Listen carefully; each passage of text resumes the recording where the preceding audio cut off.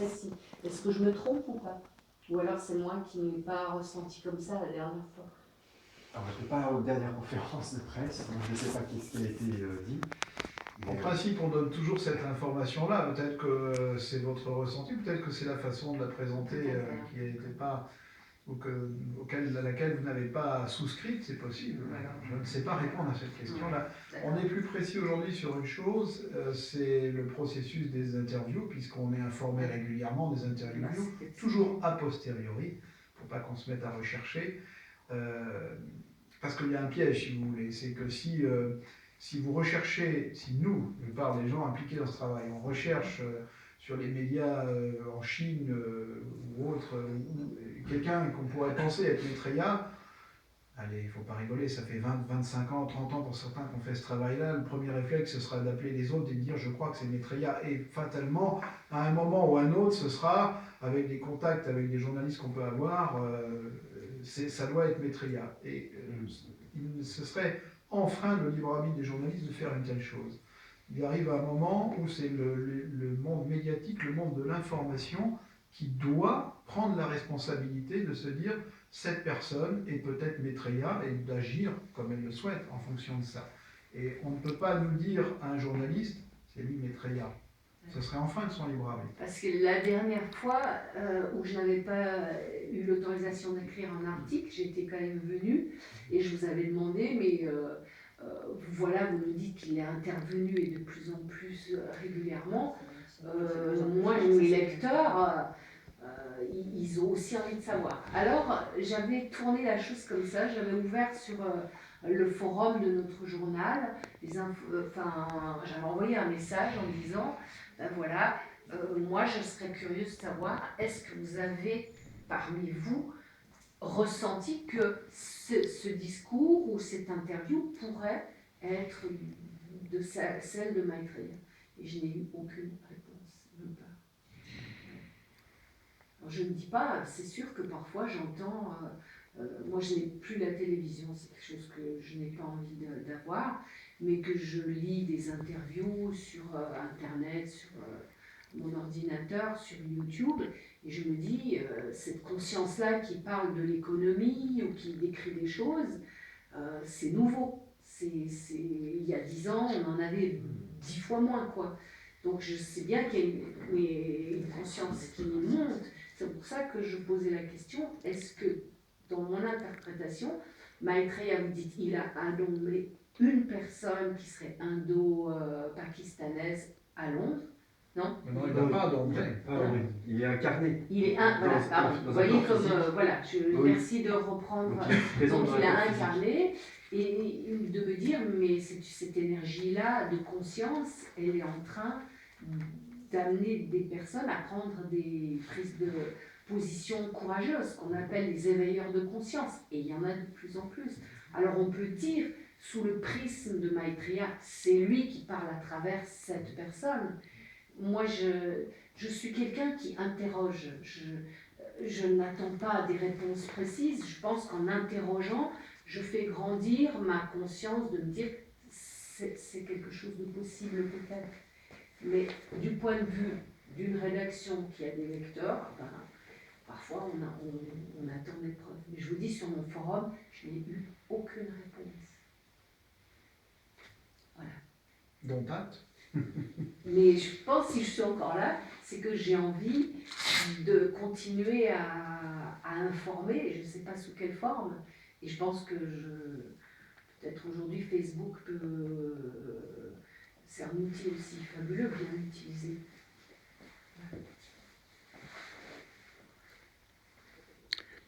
Alors, vous avez parlé de l'ère du Verseau, Laurent.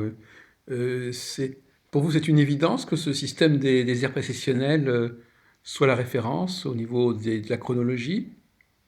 Et c'est Benjamin Crème enfin, c'est une loi qui vous paraît... Est-ce que Madame Blavatsky s'intéressait déjà à cette question de l'ère du Verseau, des airs? Oui.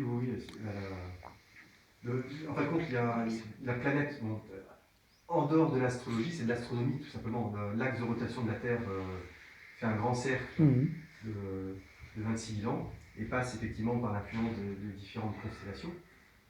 Donc tous les 2000-2500 ans, la planète reçoit des énergies très très différentes.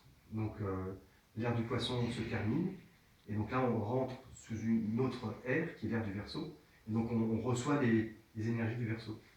Et les énergies du Poisson qui ont construit la civilisation pendant 2000 ans se retirent, et donc c'est pour ça qu'on va assister tout simplement à l'effondrement, et tous les anciens systèmes ne fonctionnent plus. C'est pour ça qu'on refuse l'autorité, c'est pour ça que les gens veulent s'exprimer par eux-mêmes, c'est pour ça que l'abstention augmente, et que le pouvoir religieux diminue, tout simplement. Parce que l'ancienne énergie diminue, et qu'il y a une nouvelle énergie, qui est une énergie où, en fin de compte, c'est la partie qui se sent directement reliée au tout.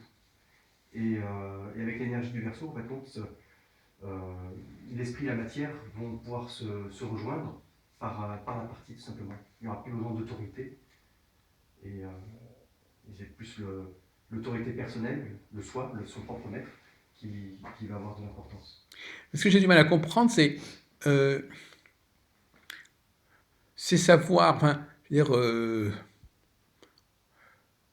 qui est-ce qui met en avant ces savoirs-là?